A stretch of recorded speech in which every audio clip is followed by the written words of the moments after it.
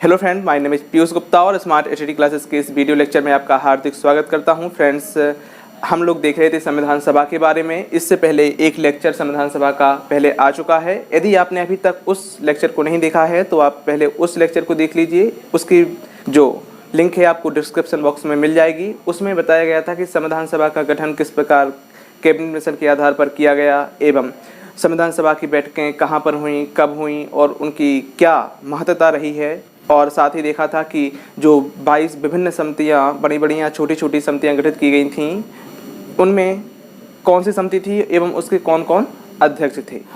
तो आज के लेक्चर में देखेंगे फ्रेंड्स प्रारूप समिति के बारे में और संविधान सभा से जितने भी फैक्चुअल क्वेश्चन हमारे पेपर की दृष्टि से महत्वपूर्ण हैं, उन सारे प्रश्नों को यहाँ पर कवर किया गया है। तो यदि आप संविधान सभा के बारे में संपूर्ण जानकारी लेना चाहते हैं तो बने रहिए इस वीडियो लेक्चर के लास्ट तक। तो आइए फ्रेंड्स स्टार्ट करते हैं। प्रारूप समिति। प्रारूप समिति का गठन कब किया गया था? तो 29 अगस्त 1947 को इसका गठन किया गया था। सबसे पहला प्रारूप किसने बनाया था? एक क्वेश्चन बनता है कि सबसे पहला प्रारूप किसने तैयार किया था? तो बी.एन. राव के द्वारा सबसे पहला प्रारूप तैयार किया गया था।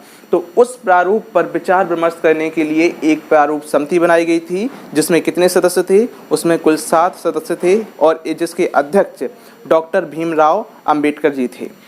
और इस समिति का गठन कब किया गया था? तो 29 अगस्त 1947 को इस समिति का गठन किया गया था। तो फ्रेंड्स देखते हैं कि इनमें सदस्य कौन कौन थे। तो बी.आर. अम्बेडकर जो थे इसके अध्यक्ष थे, एन. गोपालराव स्वामी आयंगर, के.एम. मुंशी, अल्लादी कृष्ण स्वामी अय्यर, मोहम्मद सादुल्ला, एम. माधवराव जो कि बी.एल. मित्र की जगह पर आए थे। बी.एल. मित्र अस्वस्थ होने का इन्होंने इससे इस्तीफा दे दिया था, तो उनकी जगह पर एम. माधवराव जी आए थे।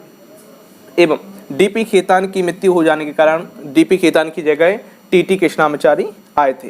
टी.टी. कृष्णामाचारी को हम लोगों ने फ्रेंड्स पहली वीडियो लेक्चर में देखा था कि ये संविधान सभा के उपाध्यक्ष के रूप में भी काम कर रहे थे।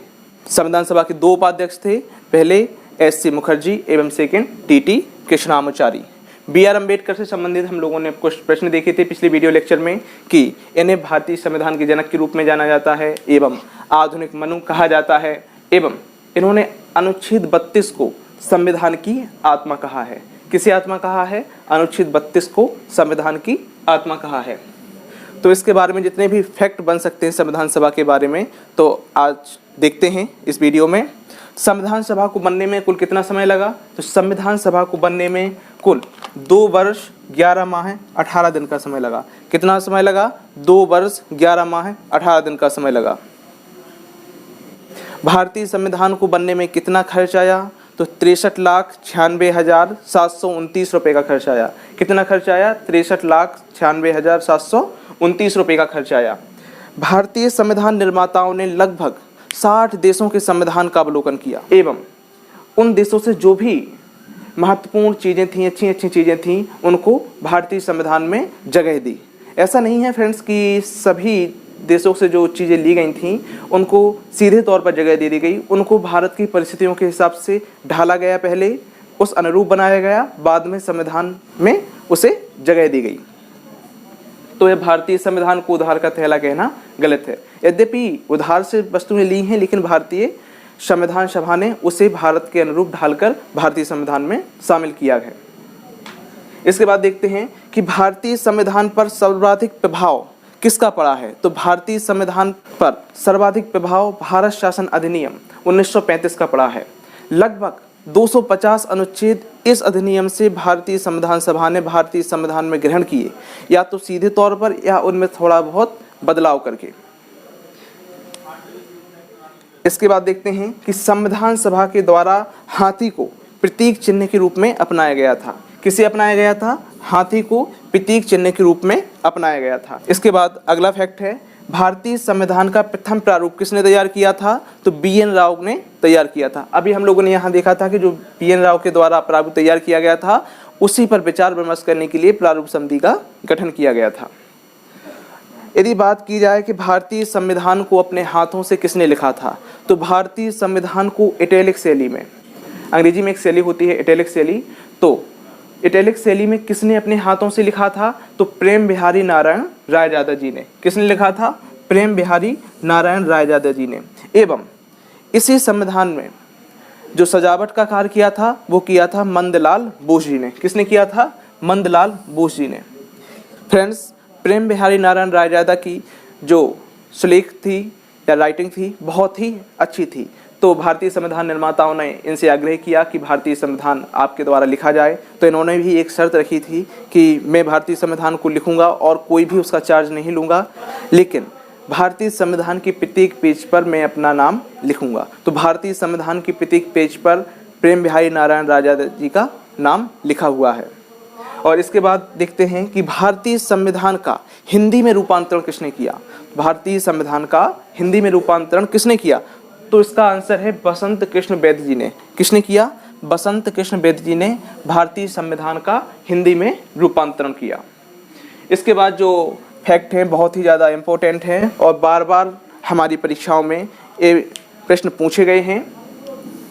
तो आइए देखते हैं कि भारत ने राष्ट्रमंडल की सदस्यता कब हासिल की? तो भारत ने मई 1949 को राष्ट्रमंडल की सदस्यता ली। इसके बाद फ्रेंड्स अगला जो देखते हैं कि भारतीय राष्ट्रध्वज को संविधान सभा ने कब अपनाया? भारतीय राष्ट्रध्वज को संविधान सभा ने कब अपनाया? तो इसका आंसर है 22 जुलाई 1947 को भारतीय संविधान सभा ने राष्ट्रध्वज को अपनाया। राष्ट्रध्वज से संबंधित एक दो क्वेश्चन बनते हैं कि राष्ट्रध्वज में कितने रंग हैं? तो 4 रंग हैं। कौन कौन से रंग हैं? केसरिया है। कौन सा है? केसरिया है, हरा है, सफ़ेद है और नीला है। जो बीच में चक्र बना है, अशोक चक्र बना हुआ है, इसमें कितनी तीलियां हैं? तो इसमें 24 तीलियां हैं। कितनी तीलियां हैं? 24 तीलियां। फ्रेंड्स, इससे संबंधित एक अदर से वीडियो बनाई जाएगी जिसमें संपूर्ण राष्ट्रीय चिन्ह जितने हैं वो कवर किए जाएंगे। तो फ्रेंड्स इसके बाद देखते हैं कि 26 नवंबर 1949 को भारतीय संविधान बनकर तैयार हो गया था। कब तैयार हो गया था? 26 नवंबर 1949 को। तो जब संविधान सभा ने भारतीय संविधान को बनाकर तैयार कर दिया तो इस पर हस्ताक्षर किए गए। तो कुल 299 सदस्यों में से 284 सदस्यों ने इस पर हस्ताक्षर किए, क्योंकि 15 सदस्य अनुपस्थित थे उस दिन। 299 सदस्य कैसे थे इसको समझते हैं। तो शुरुआत में कैबिनेट मिशन के अनुसार 389 सीटें निर्धारित की गई थीं, जिनमें से 4 चीफ कमिश्नरी के थे एवं 292 ब्रिटिश प्रांत के थे। 292 कहाँ के थे? ब्रिटिश प्रांत के थे एवं 93 देसी रियासतों के थे। तो इन पर जो चुनाव हुआ था, कितना हुआ था? 296 सीटों पर चुनाव हुआ था। तो इनमें से कितना?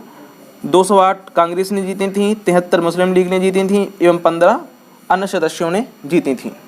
जब 3 जून 1947 की माउंटबेटन योजना के तहत भारत को स्वतंत्र किया गया या भारत का विभाजन किया गया, तो यह संख्या घटकर 299 रह गई। कितनी रह गई?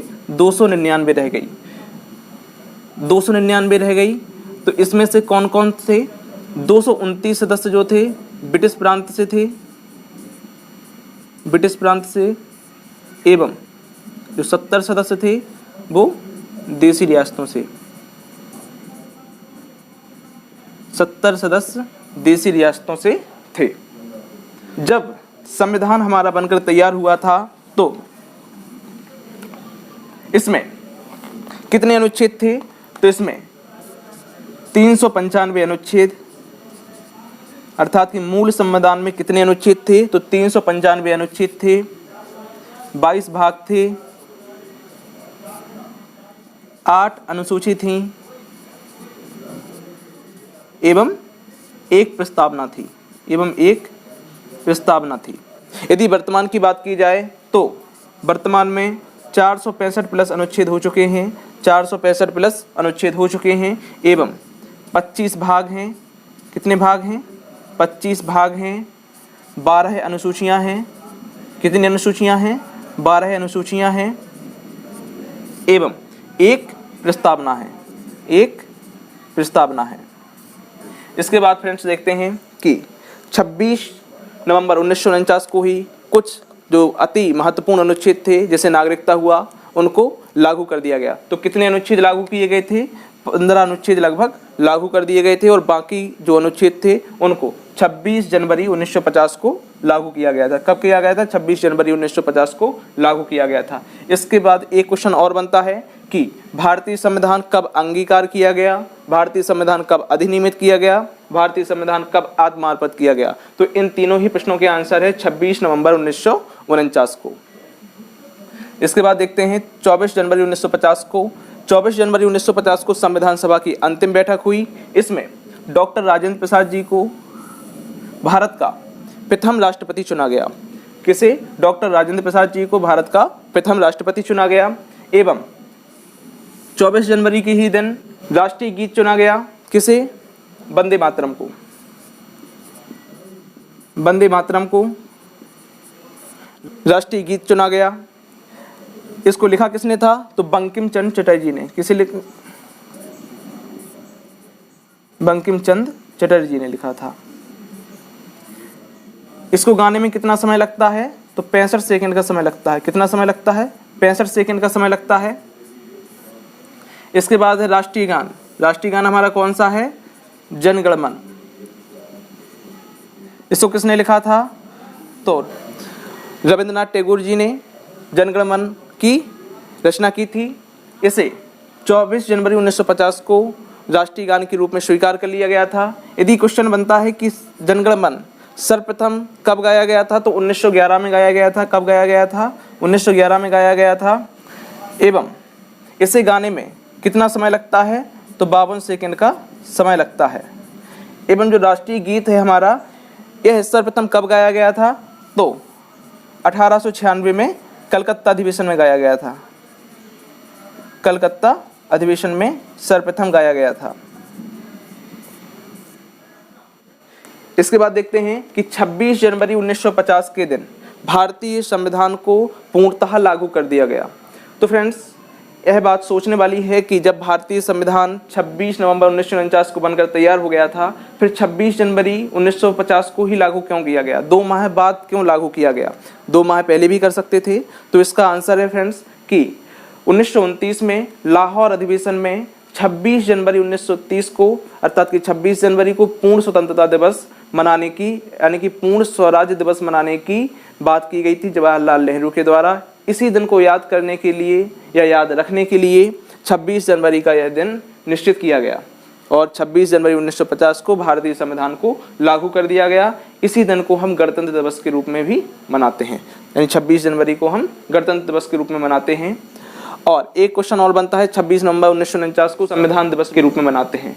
संविधान दिवस कब मनाते हैं? तो 26 नवंबर को हम संविधान दिवस के रूप में मनाते हैं। इसके अलावा 1-2 क्वेश्चन और बनते हैं कि भारतीय संविधान विश्व का सबसे लंबा लिखित संविधान है। एवं यदि बात की जाए विश्व का सबसे पहला लिखित संविधान किस देश का था, तो वह इसका आंसर है अमेरिका। तो किस देश का था? तो अमेरिका का था। तो फ्रेंड्स, इसके आगे देखते हैं कि जो क्वेश्चन बन सकते हैं कि भारतीय संविधान सभा 2 रूपों में काम कर रही थी। कितने रूपों में काम कर रही थी? 2 रूपों में काम कर रही थी, क्योंकि 15 अगस्त 1947 को तो अंग्रेज भारत छोड़कर चले गए थे। तो भारत की जो प्रशासनिक व्यवस्था थी उसको भी देखना था, तो भारत के लिए नियम एवं कानून भी बनाने थे।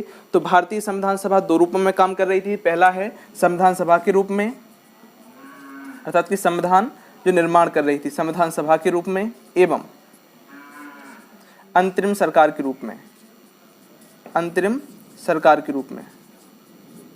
तो प्रश्न ये बनता है, जब संविधान सभा संविधान निर्माण के रूप में काम करती थी तो इसके अध्यक्ष कौन होते थे? डॉक्टर राजेंद्र प्रसाद।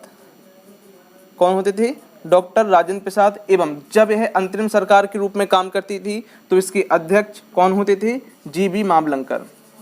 जीबी मावलंकर, यानी गणेश वासुदेव मावलंकर। गणेश वासुदेव मावलंकर हमारे पहले लोकसभा अध्यक्ष भी थे।